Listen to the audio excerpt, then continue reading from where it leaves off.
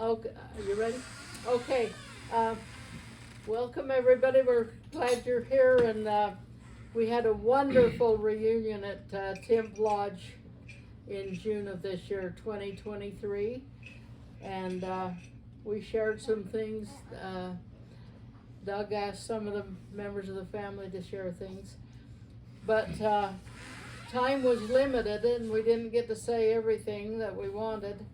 And I specifically asked Doug to tell some of the things that he wanted to say and didn't have time, and then that would probably spark some other memories from the rest of us, and we just tell about the good old days. And then if we have time, we'll get Doug to do his comedy routine again. Okay, so Doug, it's turning it over to you to start it off. Okay, apparently you think that was comedy and not real memories that I was giving you. You're making fun of me already. Real memories or not, it was funny. Okay. We have had 2 or 3 family get-togethers here in the last couple of weeks, and it's really good, and it's really important to have the family ties and the family tradition and heritage we have. As I read the scriptures, it's become more apparent to me just about every prophet that starts out in the scriptures. He says, I want to leave this for posterity and to tell of my genealogy and the righteous traditions of my father. And I feel that especially lately, and the family gatherings. We had a lovely report from people. I had several things that I wanted to say, had in my mind to say, but time was up, and so I didn't say them, and Louise has sparked this gathering. I will say some of the things that are on my mind, but if any of you have a comment or a question, why stop and we'll get into them. One thing that I had planned to do at the February reunion at Timp Lodge is have Tanya tell us about the big family reunion and organization. She's been an officer and involved. What do you mean by the big family? Milo Sr. Milo Jr., isn't it? Or is it? No, it'd be Milo Sr. All of them would be involved, I think. We have a wonderful family heritage.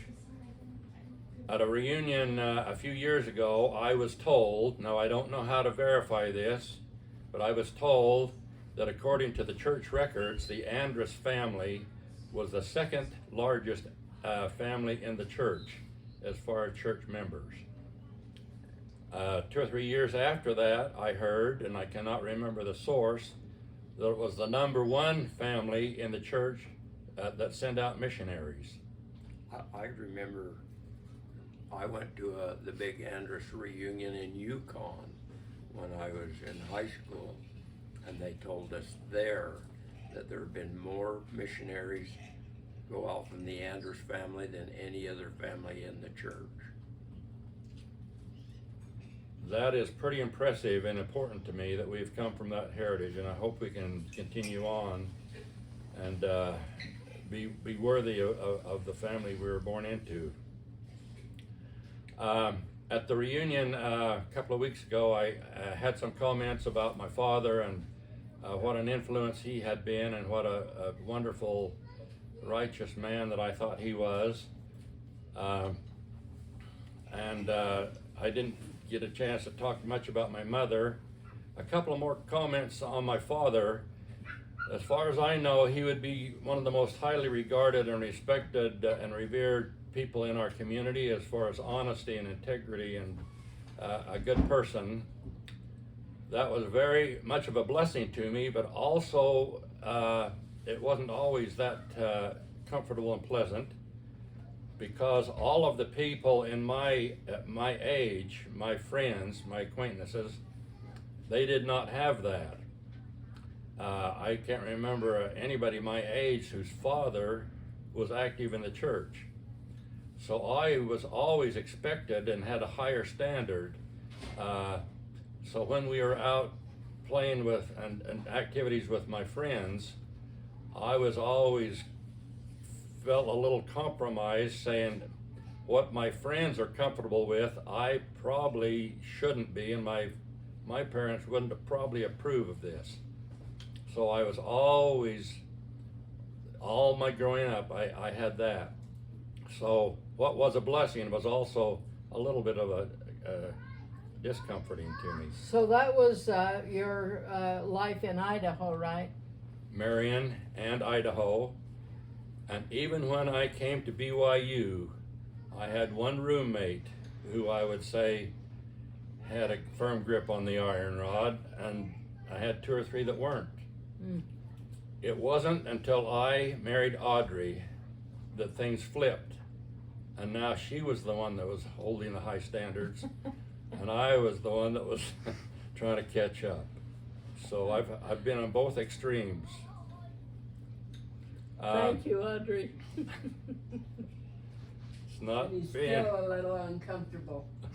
it's not easy being married to a Gentile that's converted. My mother, what a wonderful mother she was. When I think of her, there's 2 or 3 images that come to my mind. One of them, one day when I was in junior high, I came home from school and I went in the kitchen, and the kitchen was full of peaches. Part of them still in a bushel basket, but many of them were canned, bottled, and sitting on the stove and the kitchen table. And that was such a wonderful, pleasant memory to see all that food and my mother working there and working so hard. I have another memory of her out hanging clothes from the clothesline. We didn't have automatic washers and dryers. In the summertime, she would hang the clothes out on the clothesline, and I have that picture of her hanging up clothes in her big straw bonnet. How did you dry them in the winter? There was something hanging over the stove. I can't remember what you'd call it, but sticking out. They would fold, or you could put them up, and you would put the clothes. We had that clothes rack in our house at 640. I have it in my house now. Okay. So some of the time in the winter, she did hang the clothes out on the clothesline, and but if it was really, really bad weather, then sometimes we hung them around in the living room and on that clothes rack. Okay. I have a memory of her coming down the stairs in the Jackson house with both hands on the handrail. I thought she was probably just old and was wanting to make sure she didn't fall, but thinking back now, and knowing that she had a hip surgery, I think maybe she was in pain some of the time. And later on, when I was in high school, she was always busy and had lots and lots of work. But then she got a job in Lava at the old folks home to get enough money to keep the missionaries out. There was always somebody out on a mission, and we had no money, so she would support the missionaries with her job at the rest home. There's one specific thing that I'd like to relay that had a very, very important impact on me when I was very young. I was asked to give a talk in church. Now, I suppose it would have been Sunday school, but I was very frightened and scared to give a talk, get up in front of public and give a talk. I've heard since that public speaking, as far as people's fears, people are fear of heights and spiders and snakes. Public speaking is often right along with those, the greatest fear, and I had that. I didn't know how I could get up in front of a congregation and give a talk. But my mother was helping me. I don't know if it's she or I chose a subject, and the subject we were telling the story of David and Goliath. My father came in and he saw what we were doing, or we told him what we were doing, and he said, Doug, let me give you some pointers on giving a talk. When you give a talk, when you get up there to give a talk, speak loud enough people can hear. Now, we had a little chapel, a little church house. It would not have had a microphone, but a room big enough that you needed to speak loud for everybody to hear. He said, don't get up there and have your head down and read something and mumble about something that you read. Have something in your heart and your mind and speak out loud enough people can hear it. And so my mother helped me with the talk, and then she said, now we've prepared these thoughts, now pray to your Heavenly Father that He will help you in giving this talk. Now, I don't know if she would have given that advice to any of the kids, or she knew specifically that I needed it, but I remember her saying that. So it was time to give my 2.5-minute talk. I think it was a 2.5-minute talk, a Sunday school talk. I was sitting there and I thought, I do not know if I have the strength to get up. I don't know if my legs will have strength if I get up there that I can walk to the podium and talk. But they were singing the hymn before I was to give my talk, and I couldn't get any sound to come out of my voice. And I thought, oh my golly, if I could get to the podium, I will not be able to talk.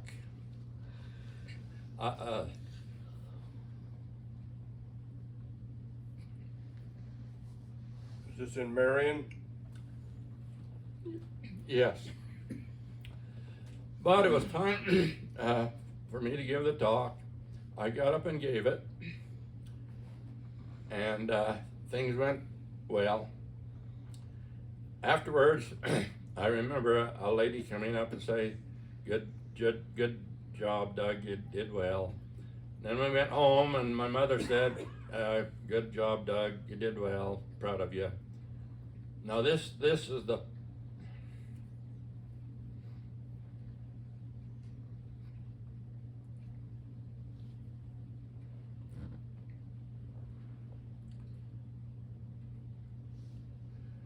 this is what was so impressive to me.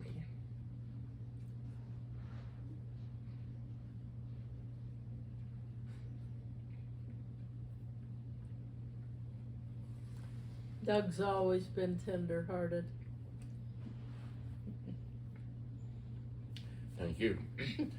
She said, now, I would like to remind you that you need to pray and thank your Heavenly Father.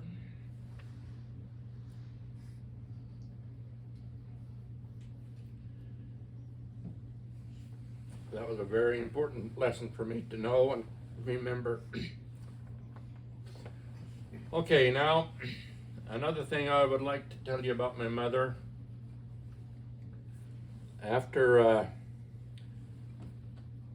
Audrey and I got far enough along in our courtship that I think I'd asked Audrey if she would be my wife, and we're to be married. And my mother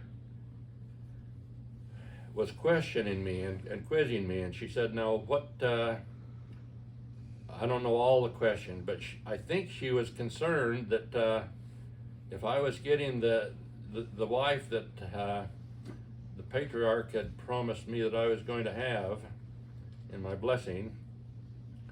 And she was asking me several questions, and I said, well, one of the things I will tell you that the end of our dates, and I don't know if we had dates, I don't know how, I don't know if you could call what we did dates, but I said occasionally or often we have a closing prayer at the end of our evening.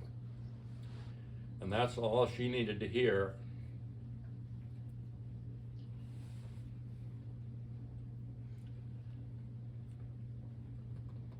She didn't need to know anymore. Now, I'd like to tell you where I learned that. In seminary, I remember a seminary teacher I had said, now you young people, when you're getting together and dating, consider closing your date with a prayer. And if you think that your date will be, think that's weird or out of place or too strange, that would be a sign to you that you're dating the wrong person. That was one of the few things that I remember about seminary. But that was an important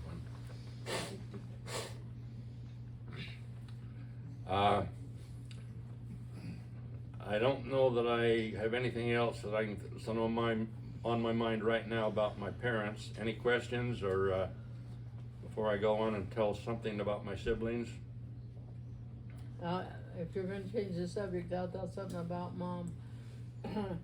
One fast day, I took some crackers and went out and sat in the car to eat them.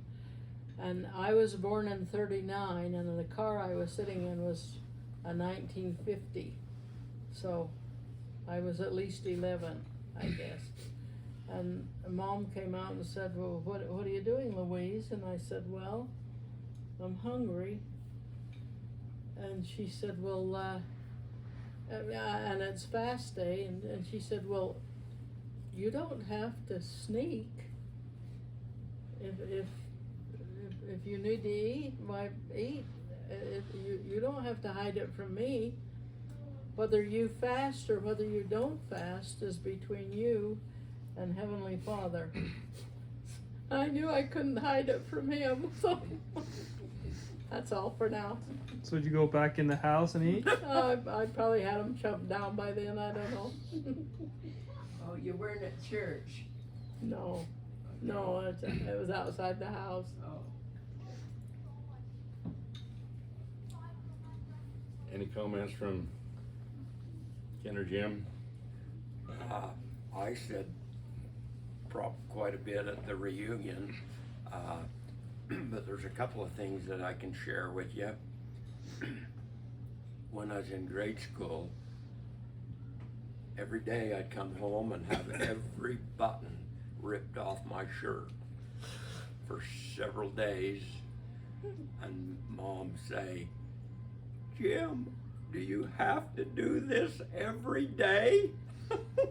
I said, yes. She'd sew them back on and send me back to school. They'd get ripped off again. Because you were fighting? Mm-hmm. Who picked the fight? I don't know who picked it, but I was the one that it ended. You had your buttons gone, but yet your competitor didn't even have a shirt left when you got through. Well, I didn't fight dirty. I didn't need to rip his buttons off.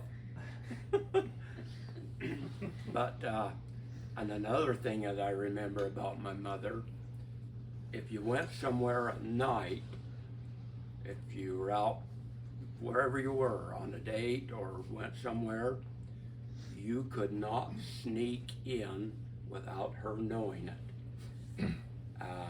She knew I don't care how quiet you were, you could not get in without her knowing it. And if you were later and if she thought you should be, she wanted to know where you'd been and what you'd been doing. And another experience that I had, after she passed away, and I was going past with my truck and trailer, and I can't even remember now where I'd been or where I was going, but I stopped at the cemetery there where she's buried in Charleston, and I just went over to her grave, and the spirit was so strong. It was just incredible. The spirit that was there in that cemetery. It was just sacred. It was just incredible. I don't know if any of you have any questions you'd like to ask me. I'm open to tell you anything you want to know, but I don't want to just sit here and bore you with this stuff. I do have one comment that Jim's one story, his comments triggered. The Jackson house was very unique in that there was 2 rooms downstairs, 2 rooms upstairs. When you come up the stairs, my parents' room, bedroom, and then you'd go through it, not in the hall, you'd go through the room to the boys' room. Now it didn't seem strange or unusual at the time, but now there was no locks on any doors. And if you can imagine your parents' bedroom and all the boys going through whatever time they got home from an activity or went to bed, and going through your parents' bedroom. No wonder you couldn't sneak past her. Exactly. And I knew every time I come home, I would have to report. It wasn't easy to sneak by her and my father. Now one interesting thing. Now I think of something else, but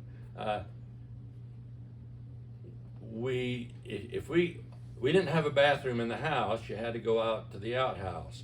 So in the middle of the night, if you had the need to go to the bathroom, you'd have to go through your parents' bedroom, downstairs, and out to the outhouse. So we had a can under our bed. And my mother told me that the way you can tell the rich people from the poor people is rich people had a canopy over their bed, the poor people had a canopy under your bed.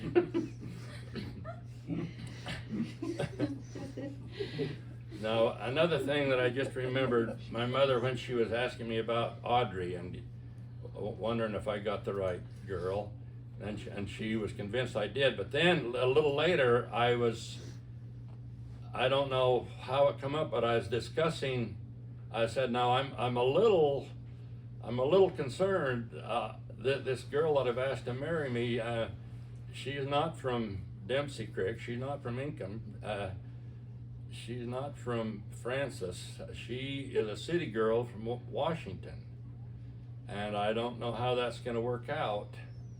And my mother really surprised me in this response. She said, well, I've been told the way you take care of a situation like that when the wife is kind of a little uppity, you keep them barefoot and pregnant.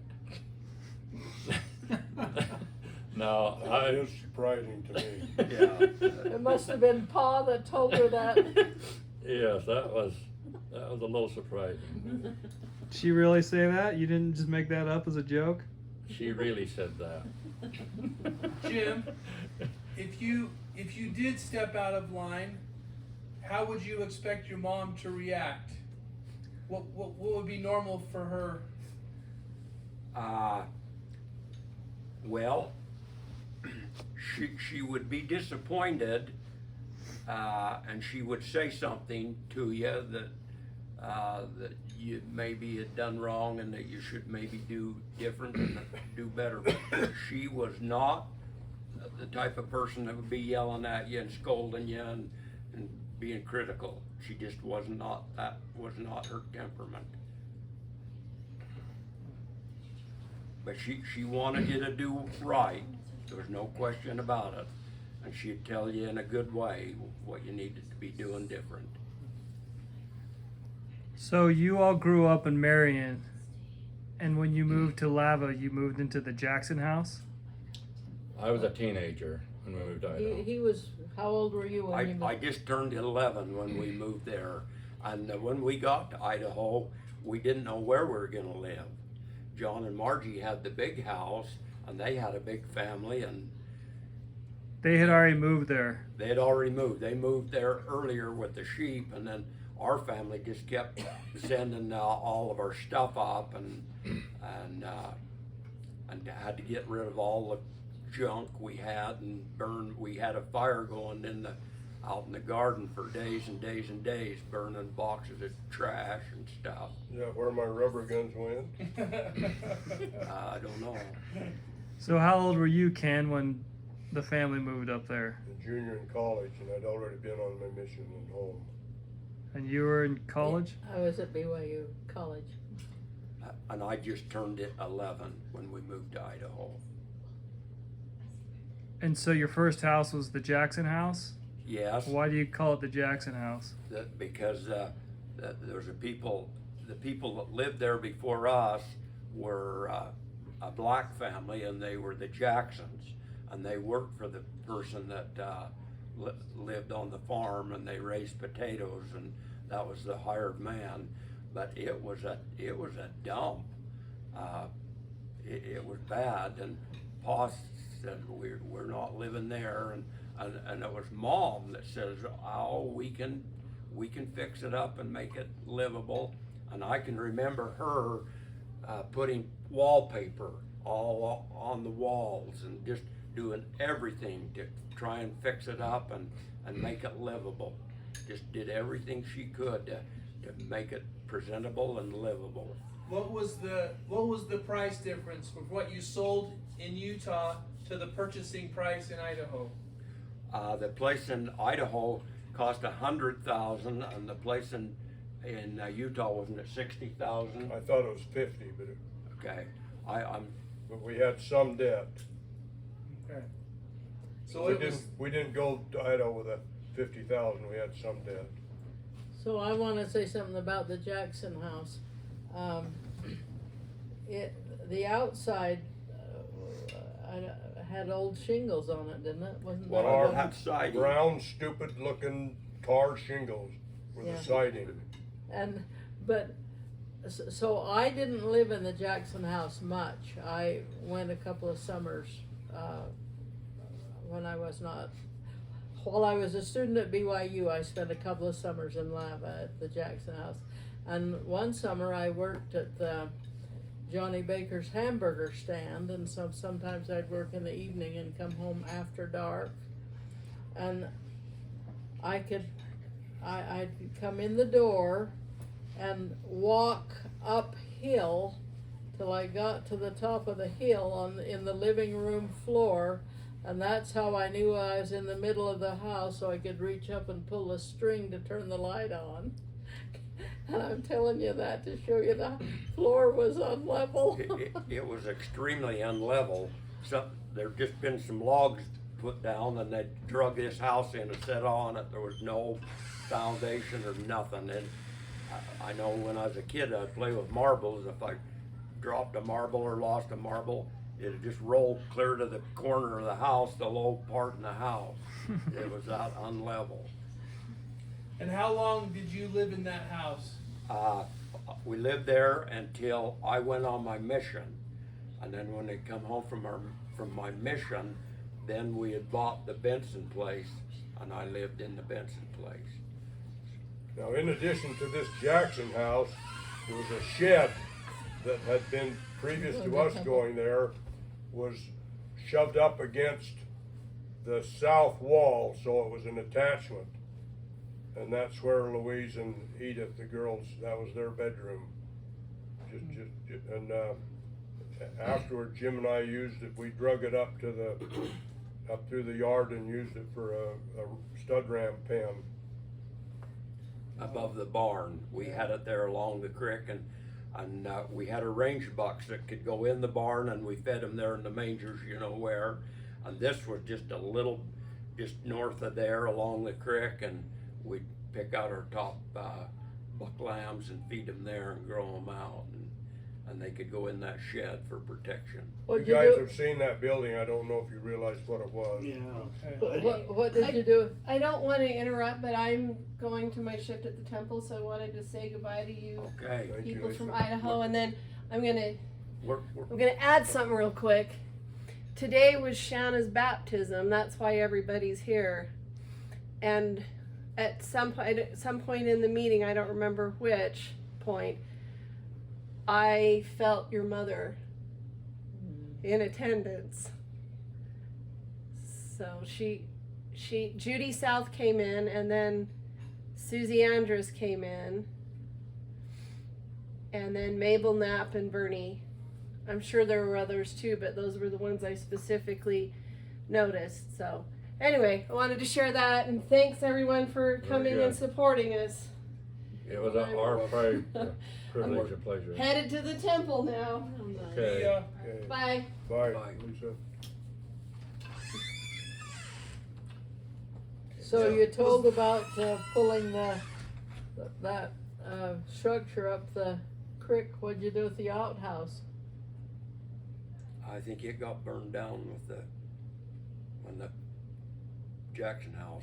Oh, you burned the Jackson house? Well, some of the lumber we took out of it and tried to save. So did someone build another house on that property before the one you have now? The So Jackson that house? property is just a No, it was field. across It's the part road of the for that field. haystack. I'm just saying generally, was that the only house on that property? No, there was a house where their current house is.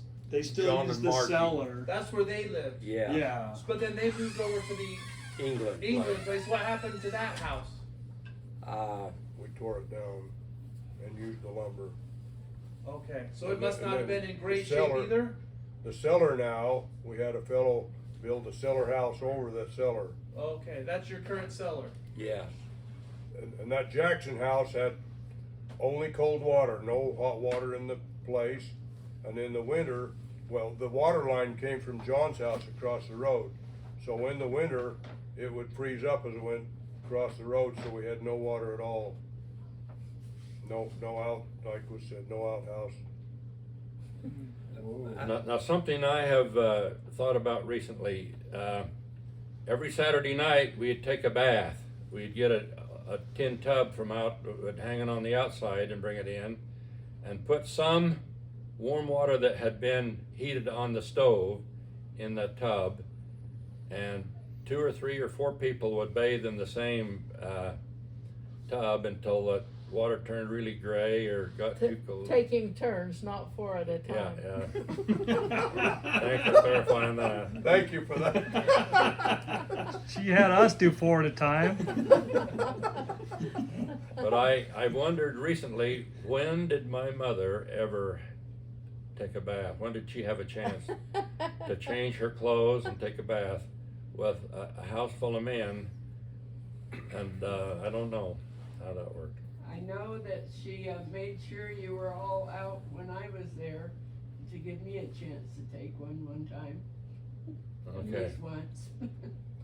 In the tin tub? Yep, What, Audrey, was the tub round or oblong? I don't recall. Margie had an oblong tub that was Ours was had round. more roomy. Ours was about like that. So Yeah. when Susie and Ivan moved to the Benson, they must have felt like a really big upgrade. I would It think was so. a big upgrade. All was civilization total. Okay. What year would that have been, more or less? About 1970, about 1970, 71. Okay. Did Pa ever take a bath in the winter? I don't know. I didn't witness it. You think you did, Ken? Well, how would I know? Okay, never mind. Moving on. I took one every week, whether I needed it or not. Pa and John would wash themselves with a washcloth and some water in the winter. Some, maybe not always, but some. I took a bath in the big sink in the back of the Benson house when I was, I don't know, 3 or 4 or 5. Probably multiple times. Biggest sink I ever saw. Were your parents affectionate in front of you with each other? They were. A little bit. Yes. more than most people that you see. When I worked at Johnny Baker's hamburger stand, his wife told me that, and she told me this in a spirit of approval and reverence. And she said that somebody told her that they had driven past our house and they could see that my parents were dancing in their living room, and she was impressed with that. I'm gonna move along a little bit. I had prepared something to say about every one of my siblings, but we probably won't have time to do that. But I do want to tell you one important one about my brother John that was very, very important to me and monumental in my life. As you know, I've stated before that my father said he thought it would be very difficult to get into heaven if you weren't a farmer. But he'd heard the church leaders say you needed an education, so I don't know if he encouraged me or allowed me to go to BYU. But it was just understood that you would study agriculture. There wasn't any question what my study would be. Now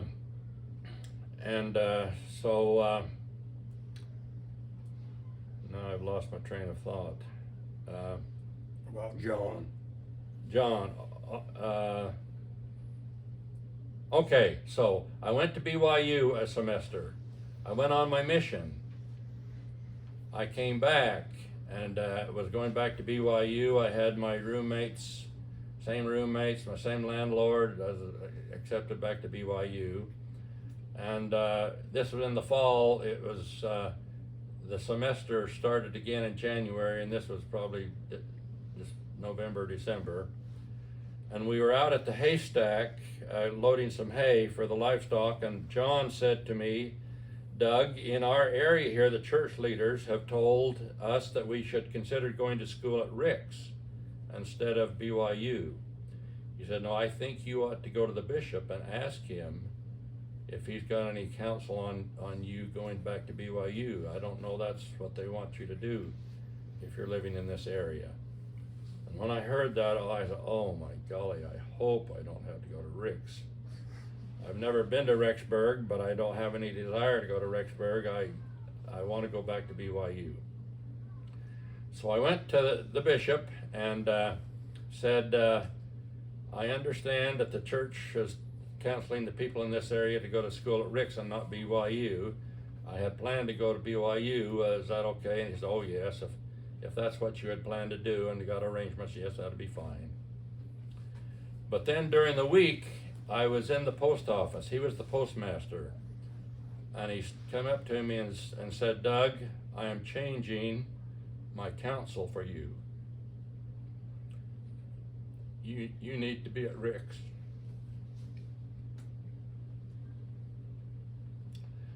That was hard for me to take, but I knew that I was to be at Rick's.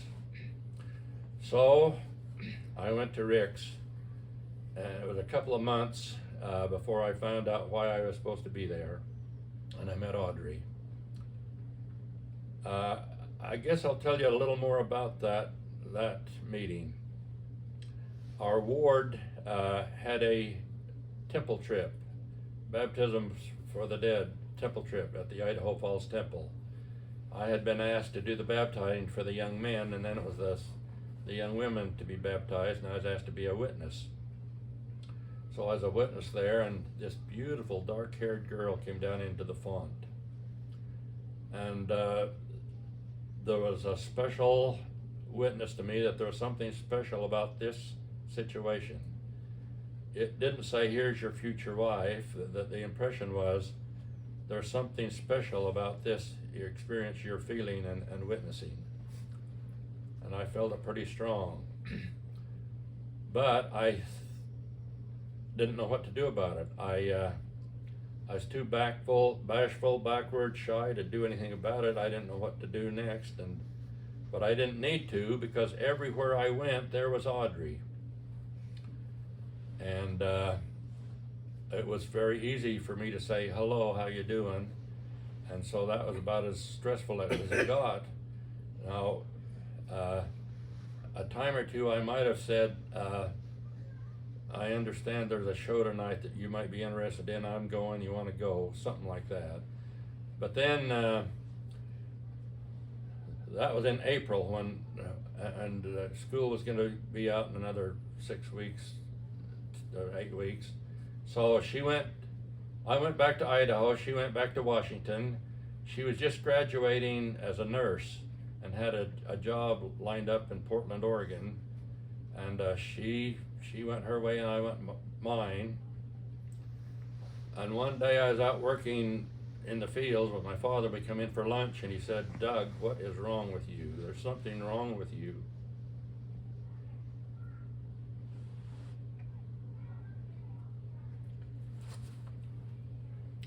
I don't know what I told him, but what was wrong with me is I was there in Lava and she was in Washington, and I didn't know what to do about it. But she either wrote a letter or phoned, said, I'm coming back to Idaho to take my state boards, my nursing boards, and I'm going to be there in Idaho, and maybe we could get together. And so we did. And it wasn't long before I was getting the vibes that if I were to ask her to marry me, she probably wouldn't say no.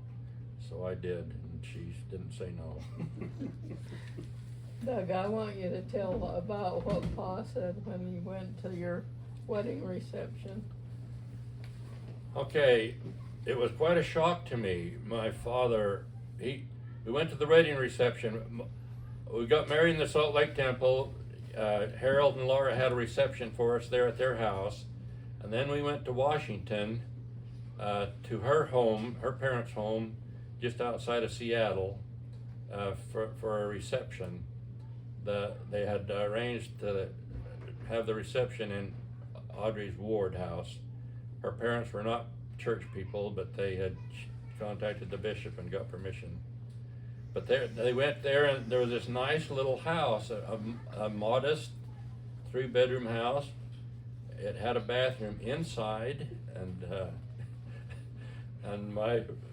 this was a shock to me. But my father said, Doug,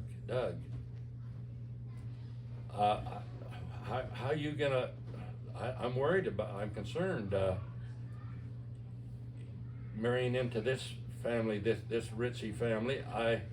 You've got more courage than Christopher Columbus. Now, that surprised me, shocked me, concerned me, that I looked up to him with having so much wisdom, and he thought I was going bonkers by marrying this girl that come a house that had a bathroom inside. You're really marrying above yourself. Yeah, apparently, my mother had told him how to handle a girl like this. But you guys had indoor plumbing in Marion. Yeah. Yeah, okay. Great to see everybody. I gotta go meet my wife. Okay. See you soon. We'll see you, Justin. I'll see you guys this weekend. Okay, good, great. So I have a question. Okay. You think it's too late for me to go to Rick's? Never too late. Talk to your bishop. Or your older brother. Or talk to Hannah.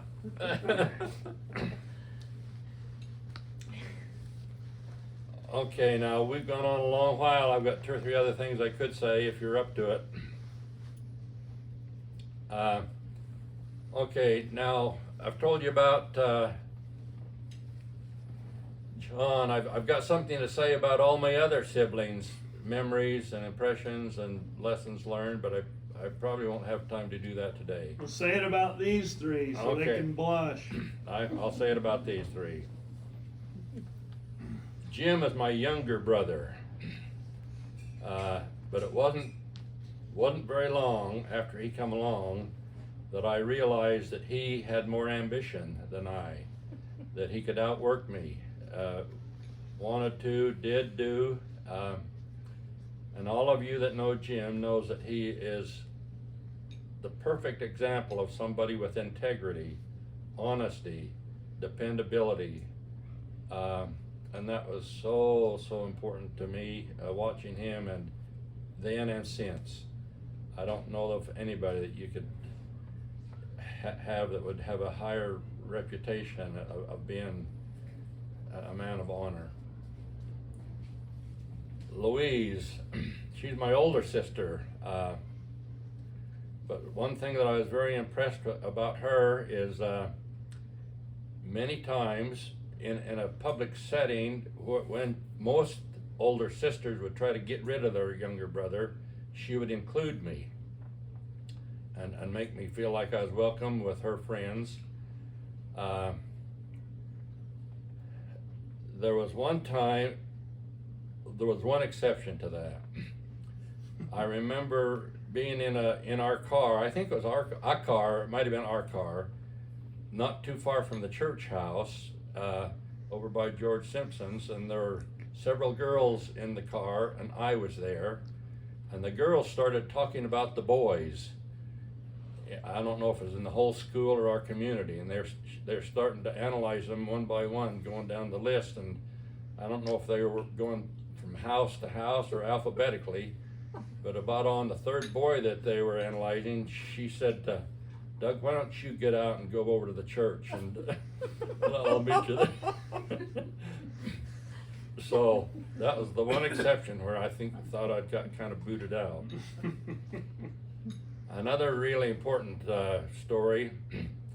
When we were young, we'd play cowboys and Indians, and I always liked to be the Indians because I got to have a bow and arrow instead of a gun.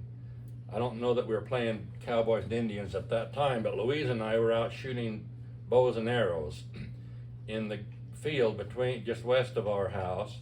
There was about a 15-acre grain field, and the grain was up about 8 inches, and we were shooting our bows and arrows. We had one really nice bow that was a store-bought bow, and we'd always make some bows and arrows out of willows, and we'd shoot our arrows as far as we could shoot them, and then they'd come down, and then we'd go, and then we'd shoot them again. But this one time, we shot them, and instead of the arrow coming down and sticking in the ground, it went flat, and we couldn't find it. And so we looked for a while, and Louise said, let's have a prayer and ask for Heavenly Father's help in finding the arrow. Now, most stories you would hear would say we got up from our prayer and stood up, and there was the arrow, but that didn't happen. We had to search for another minute or two, but we found it. But it was very impressive to me that Louise would, in a time of need, teach me and have the conviction in her heart that if you needed help, there was help available from your Father in heaven through prayer. I'll tell you some memories about Ken. Before you do it, before you leave me, let me tell you, the reason, if I included you, the reason is because I got the example from Ken, because Ken included me. I was always really impressed at how inclusive he was when we'd go to the neighbors to play rubber guns, and he'd let me go. And so he gets the credit. Good. He is the perfect big brother. He would include me. He was 10 years older, so a lot of his friends and he had different interests, but we play, I guess it would be on Sundays always in the summertime. We're all on farms, and we'd work 6 days a week, but on Sunday was a day of rest, but also between church, Sunday school and church, Which was at 7:30 at night, second meeting. the young men in the neighborhood and the community and the ward would get together and play games. And one of the games was rubber guns. And Ken helped me build my first rubber gun and took me to the activities. He taught me how to fish. He showed me how to put a worm on a hook and where the fish were. He gave me a lesson on gun safety, a very, very thorough, really good lesson on gun safety.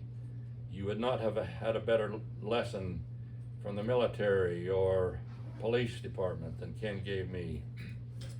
Another thing I remember that was very impressive to me, when I was in high school, he asked me if I wanted to go to a sheep shearing school at the University of Idaho in Moscow.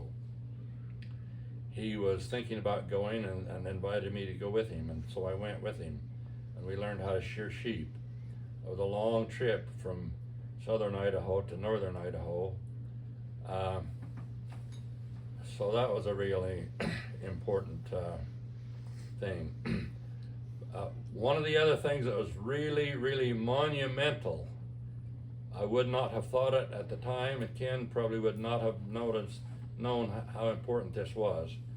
But right after Audrey and I got married, he was working at BYU, and we were going back to BYU to school, and I asked him to look out for a job for me, because I was going to be needing a job. And he got word to me on coming back from our reception in Washington that he had a job for me to get back soon. He had signed me up to be in the student dairy and had arranged to take a couple of cows from home and to bring them to Provo, and that was going to be my project at the student dairy, and I needed to get back pretty soon to take my turn at milking. Now, like I say, that's what happened there was set the sail for me for the rest of my life. I was in the student dairy, so I had to take the dairy class and had that experience. The second year, or the next semester, I bought my own cows. I didn't have to bring them from home. Very few BYU students would have this experience, going into the Abraham O. Smoot administration building, looking for the office that lent students money to buy a cow, or to buy cows. Now, I'd already sheared sheep for BYU and around the valley here, specifically BYU.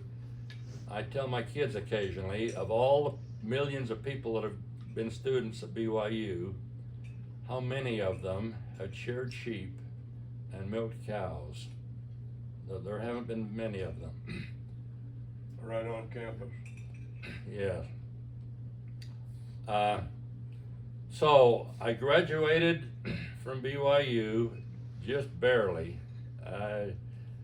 Just barely, they gave me a diploma. I went back to Lava to spend the rest of my life on the farm there, to do what my father had taught me and expected me to do, is be there on the family farm and have a little city of Enoch. Where were you gonna live?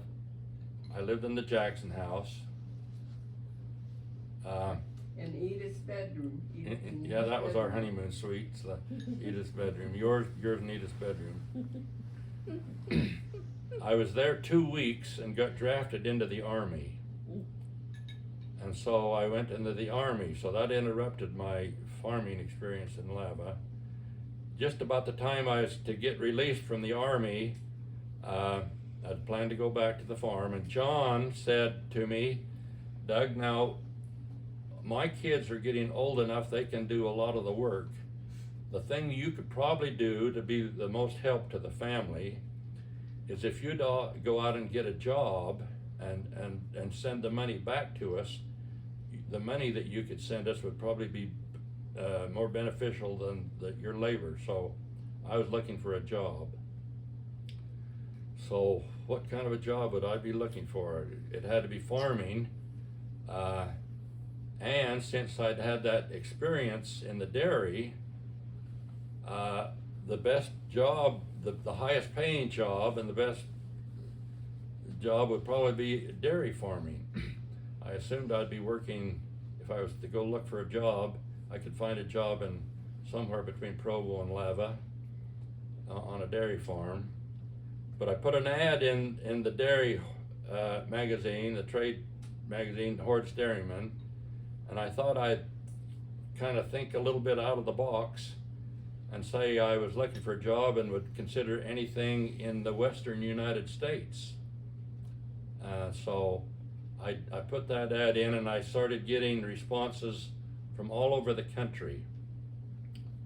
And I remember I was still in the Army, still Fort Sam Houston in San Antonio, Texas, taking care of the Army's horses. And I remember Audrey came up the stairs to our upstairs apartment and said, "There's a letter here from Virginia. I do not want to move to Virginia. I do not want to move to Virginia. But there's something special about this letter." So I accepted a job in Virginia on a dairy farm. I drove by a lot of dairy farms between here and Virginia, but she had the feeling that we were going to Virginia, and it just worked out that that's where I accepted a job. What was the speed limit back then? We didn't test it. I don't know. I was in a U-Haul and she was driving the car. We were together then. Oh. On the way back there with that U-Haul trailer behind us. Oh. With Heather's crib in it and not much else. Okay. And what was your car? Trans Am? It was the Camaro, I think, by Oh, then. Camaro. What year a Camaro? 67. I think. It was a nice one. Wow. When I married her, I'll tell you this. When she graduated, her parents gave her an old Falcon station wagon. And about the time I was thinking of, we were going together, I said, "You've got a car and a job? I think I'm falling in love with you."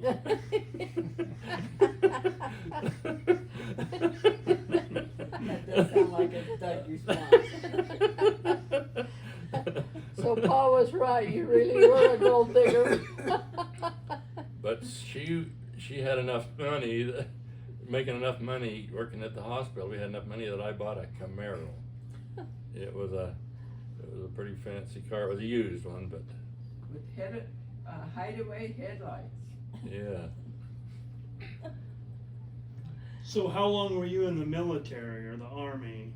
I think I was drafted for 2 years, but it was right at the end of the Vietnam War, and they ended the war, and I got out a couple of months early. And was Audrey with you most of the time? All except basic training. And at basic training, she came up and lived with her parents and worked at a hospital in Seattle, and I was at Fort Lewis, just outside of Seattle. So I don't know if you're living with your parents. You drove up from Idaho with Linda.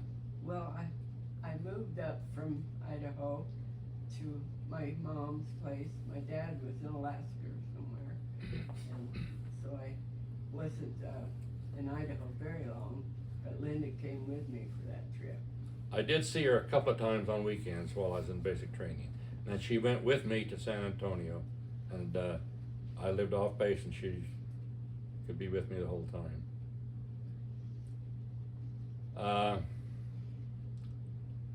Now, did I finish that story? No, you Oh! didn't. You didn't. You gotta tell the best part. Well, you tell. I'll tell. So I just thought of something else. You tell me what I Just missed. about going to church. Okay. I went to church in Virginia. the nearest church was in Roanoke, and we were in Callaway or Rocky Mount, about 30 miles away. The first Sunday we went, we pulled into the, I got Sundays off. We worked 6 days a week, we got Sundays off. I did some work on Sundays, but not just the essentials. We pulled in the parking lot, and a man came up to me and said, "Oh, you must be new." And I said, "Yes, I'm," and we got acquainted. He said, "I'm the Elders Quorum president. Let's go in and I'll introduce you to some people." So we went into the foyer, just stepped through the front door, and a man was coming down the hallway, and he said, "Oh," our Elders Quorum president said, "Oh, let me introduce you to President Maddock. He's the stake president." So President Maddock and I visited there for a few minutes, and he said, "Brother Andrus, do you know why you are here?" And I said, I don't know what I said. No, or you tell me. But he said, "You are here because we prayed you here. Down in your area, there's some members of the church that we need to take care of and minister to, but we don't have any priesthood leadership." So it wasn't long before I was the branch president of a little branch down in my area. So I want to impress upon you my knowledge that the Lord has directed my life in many ways, where I've lived, where I've worked, and I give Ken credit for getting me involved in the student dairy, but that I would not have been in Virginia if I hadn't had dairy training. The next job I had was in Washington, working on a dairy. And when I was living in Washington, working on a dairy, I got a call from one of Ken's old bosses while he was working at BYU, saying, we have a job opening at BYU over the dairy, and would be interested in having you come apply and look at it. And I said, "Well, I'm not really interested. I'm happy where I'm at." But he said, "Well, you send us a resume, and I'll send you an airplane ticket to come down to Provo and look it over, and we'll talk to you." So we did, and ended up coming to BYU. And then from BYU, I went to Madagascar and worked on a dairy farm for the president of the country of Madagascar. When I was in Madagascar, I had so many wonderful experiences there, just unique and wonderful.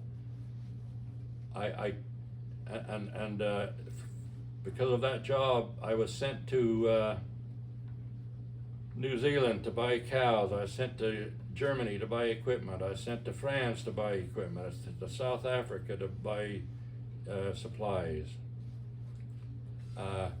When I was at BYU, I got to go to South America, to Russia, to Hungary, all over the world, because I had some knowledge and training in dairy farming.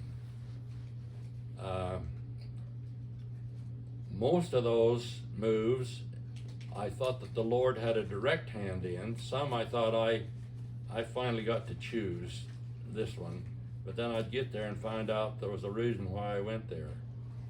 So I owe a lot to Ken for that decision to sign me up for the student dairy, and for his good employment and reputation while he was working for BYU, that they'd consider hiring his younger brother to come work. I think I've talked long enough. If we got questions or comments from the rest of you. I don't have any. Oh, I do have one thing.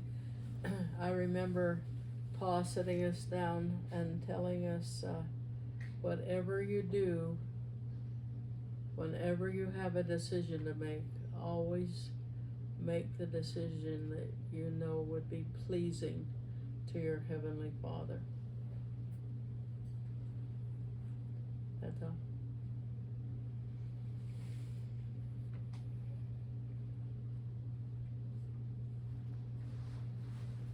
that it? Ken's turn. You can go ahead. No, I've said enough.